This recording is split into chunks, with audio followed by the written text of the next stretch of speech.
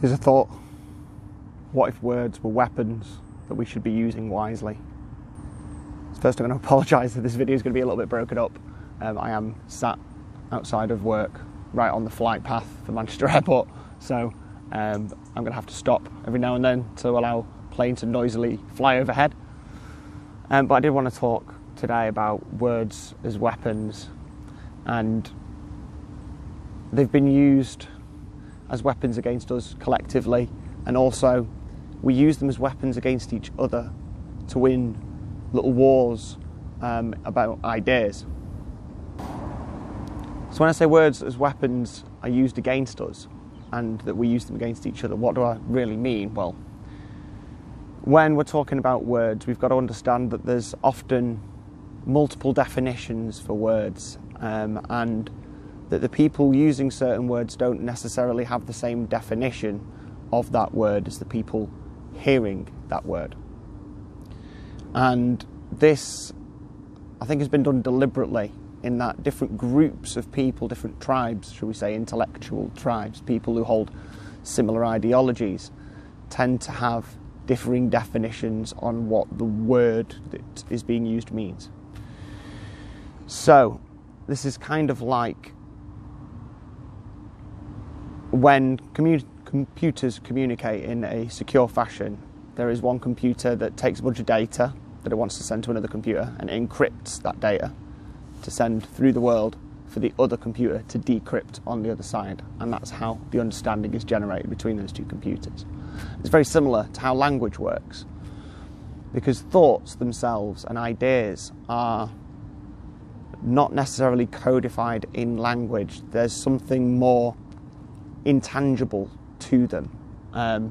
So let me explain. Those who speak multiple languages often talk about thinking in different languages depending on the context that they're placed. So if they're, amongst a load of English speakers, they might be thinking in English in order to then communicate in English. And those people who do speak multiple language will also be able to tell you that there are sometimes situations where there isn't an appropriate word in an opposing language to describe a concept that you're thinking of in for example, your native language. One that comes to mind is the German concept Schadenfreude. I've pronounced that horribly, so please don't persecute me for it. But there's no English word for it. We actually use the German word because there isn't an English term for it. And it's the amusement that can be gained from the misfortune of others. That's Schadenfreude. Now, there isn't any word for it, so you have to describe the concept in English in more complicated terms, in a longer-winded way. But that's, just one example of how there can be miscommunications and how certain things can become lost in translation. Blind people and deaf people who haven't ever seen written language or haven't ever heard, spoken word, they don't hear it in a voice they might see in images rather than the inner voice that, a speaking and hearing person does when they think about things.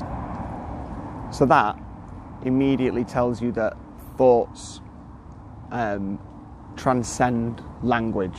Language is something that gives form to thought and allows it to be transmitted between people. Now the problem comes when we're not all sharing the same definitions, because you're not in my head and I'm not in your head. We can't telepathically transmit ideas yet. Maybe we will one day. But when you've not got that direct thought-to-thought interface between people, the language that you're using has to be common. Otherwise, the message that you're trying to give to the person may have come out of your mouth the way you intended it, and from your understanding of the words that you're using, it's correct. The other person's not necessarily receiving the same message that you've put out. So this is where things get very, very, very tricky, because it's natural for human beings to make assumptions about people based on the information that we have. We extrapolate.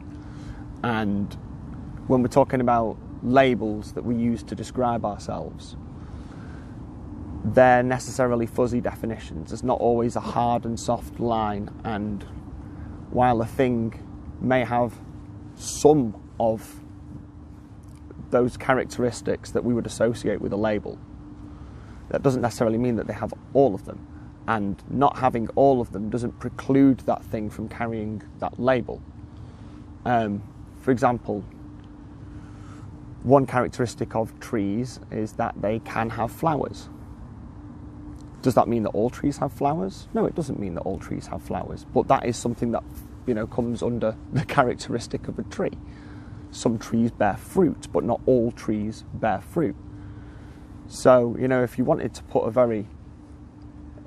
have a definition of a label that encapsulates all things that you want to fall within that label, then you have to accept that there are always going to be examples that don't necessarily fit all of those definitions. That is a useful tool for describing things in a very general manner, and generalisation is important in a lot of cases.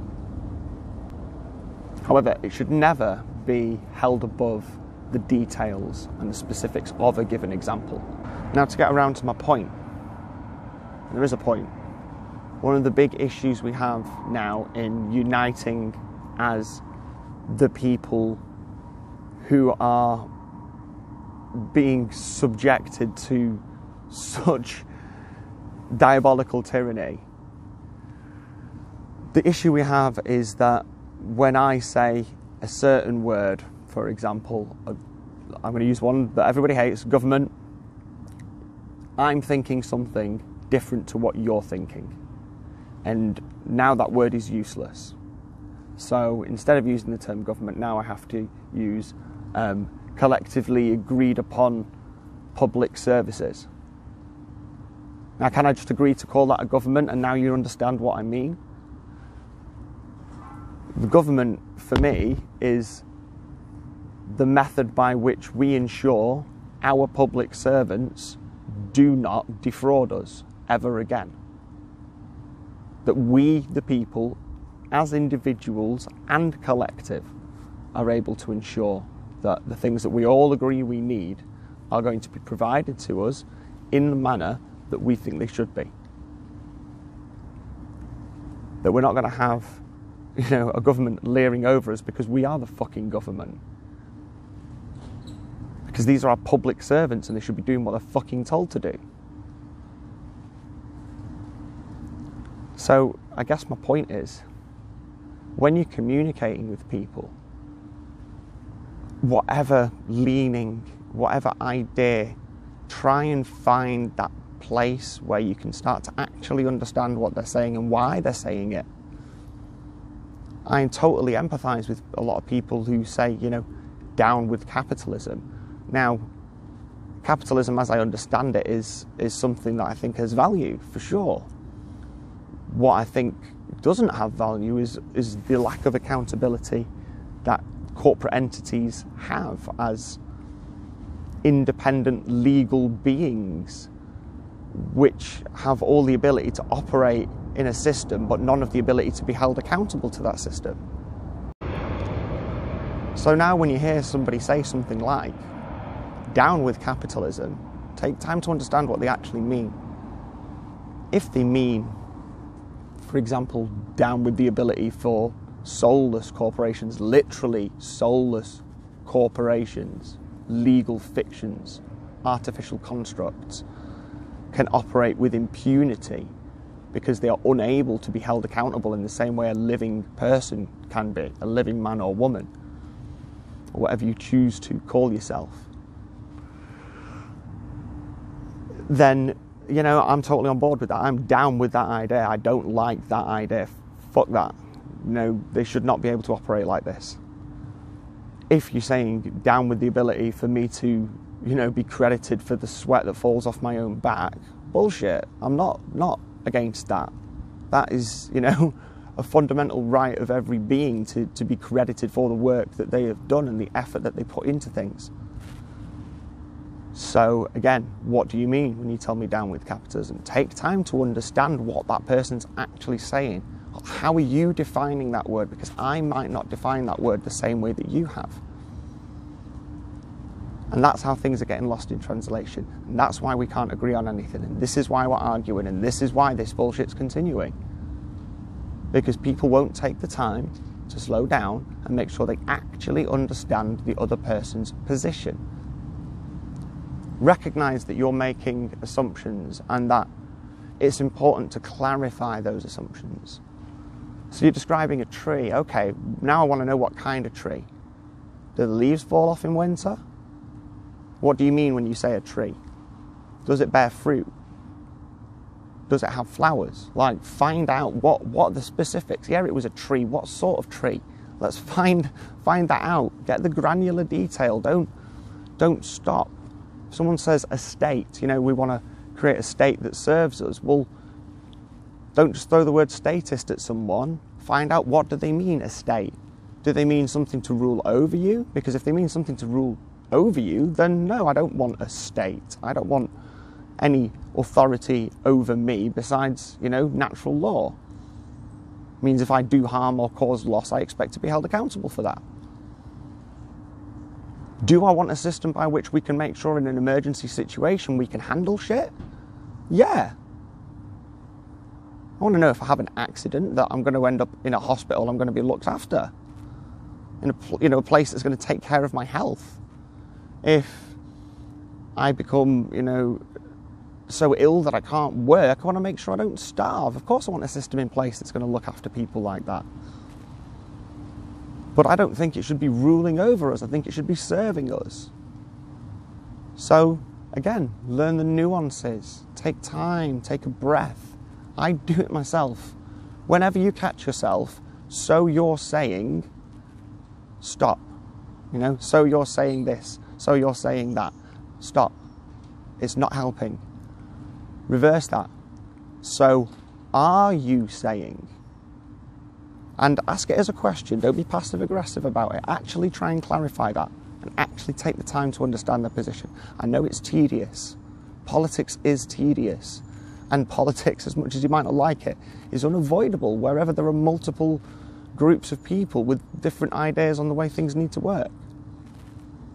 We need to find a way of allowing people to explore those ideas in a safe manner that's not going to hurt anybody and find out what's the best. Experiment as a species, as a society. Anyway, thank you very much for watching, if indeed you still are. If you like the content, don't forget to like, subscribe, thumbs up, notification bell, all that usual nonsense. But the best way to follow me is over on Odyssey. Take care, guys. Don't forget to stay free, think free, and as always, act free. I'll see you next time.